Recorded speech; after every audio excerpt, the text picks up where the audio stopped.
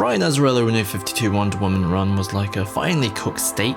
What follows is like baby food. Meredith and David Finch, the writer and artist of this run, seems like really nice people. They tried their best to make a worthy follow-up, but they just didn't quite have the skills and didn't quite land their ideas. Literally, this was the second major published work by the writer. We were offered the opportunity to pitch for Wonder Woman. I really only had one published comic to my credit. As a result, coherence is a bit of an issue. The first arc is easily the best paced and is the most coherent, largely because they had more time to work on it.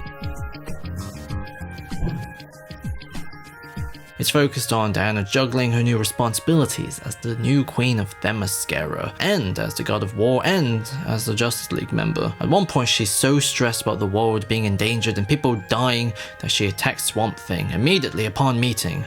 Then she explains her feelings to Aquaman afterwards. Afterwards being the operative word. Immediately, Diana's personality is off. The art, despite being more detailed, doesn't quite communicate the storytelling, and there's an immediate lack of patience to the writing. It feels like a 90s comic, where things happen just because it's cool, as opposed to make sense. The sense is instead reverse engineered to retroactively justify what happened. Hippolyta's clay statue is then totally melted away from the rain. So in her deep rage, Diana seeks Hera, the woman who turned her mother, to try and save her.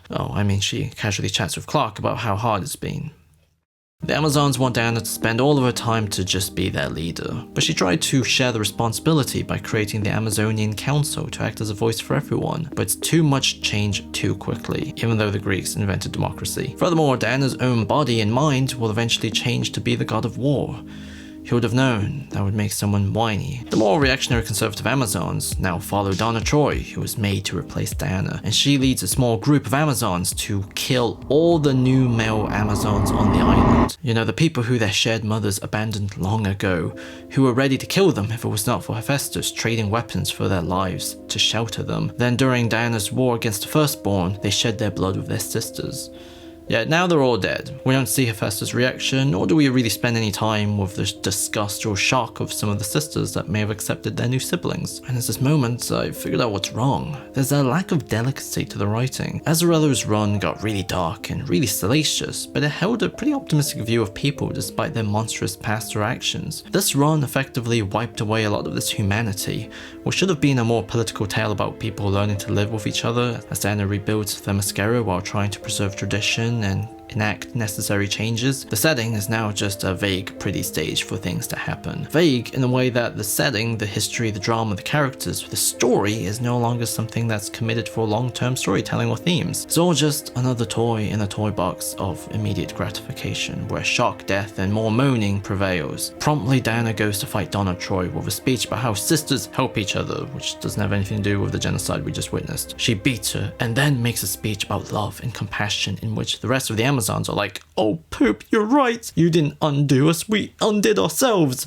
The old lady behind everything is then shanked, and the brothers are given a proper funeral. A new age begins where no sons will ever be discarded, inferring the Amazons will probably continue their orgy raids. Part of me feels guilty for feeling disappointed that this run gets rid of loads of the Azzarello plot lines, because he bloody got rid of everything from before, but he at least made a story with artistic integrity in terms of exploring themes of lies and love. You know, he had something to say. Now it's so ineloquent. Speaking of ineloquent, Diana gets her new armor from Hephaestus to show she's grown now. As a new woman, she then goes ahead and struggles to fight some random guy. Then, next issue, she's dancing in a nightclub. It's a real deep transformation here. The random guy is called Igus, and he's looking to become a god because he's part of some forgotten lineage, and he screams, "So make me a god, damn it!" Donna Troy goes through a redemption arc, and the person behind all the fighting is ironically the god of peace, who's mad that Diana is not warful enough, thus imbalancing her and making the world worse. They live in a world without war. Being the god of war isn't about saving people, it's about giving people the aggressive force that drives them to fight. And yeah, reading something that advocates war is not only weird, but it's also a very weirdly simplified view of Diana being the god of war herself. She had no problems waging war to protect Zeke.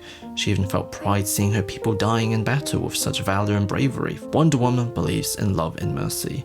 but also believes in using force to get violent douchebags to submit to those values. You know, like that's the core of Marston's loving submission principle.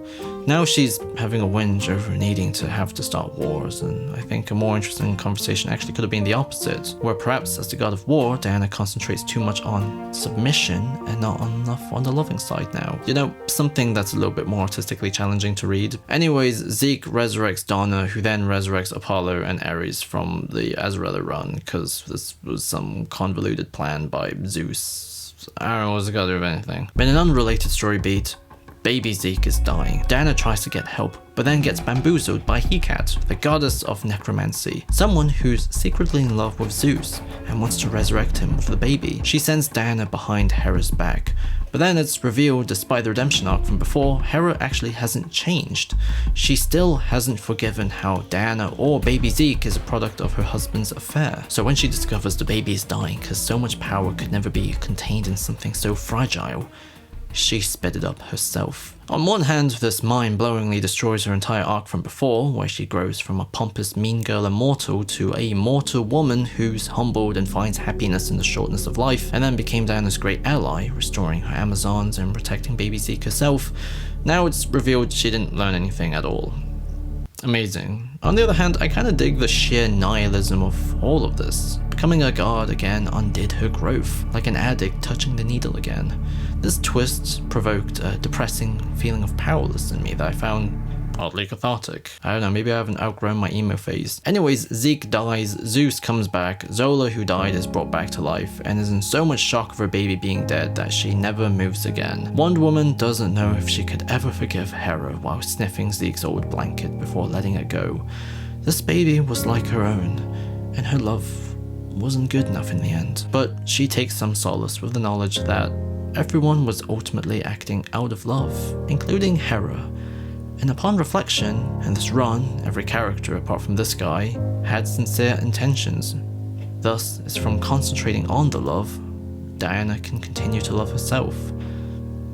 But I'm not. I fucking hated all of this. Okay, that was a bit of an exaggeration. I did think the final note was kind of sweet, because if you're gonna undo so much of the previous run, at least it's not arrogant about it. It just lets the sadness sink in. And in relations to Wonder Woman's post-New 52 biography, there is a beauty to how she survives all this pain. The world she lives in, the mythology of the gods, her friends, her enemies, they're all part of this existential indifference. But the fact that Wonder Woman can still find a way to keep her heart open as the world burns around her. That's beautiful. That's what I choose to focus on, at least.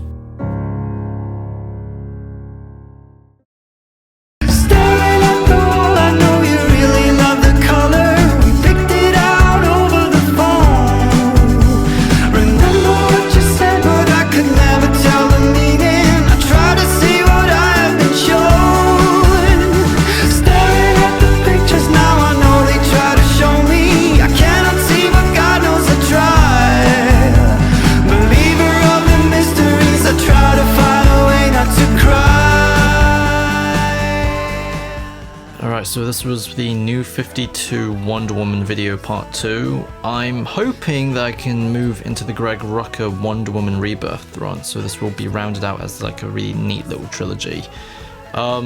Anyways, I didn't hate this run. It's just fine. It's just nobody send any hate to the Finches. They seem like very nice people, okay?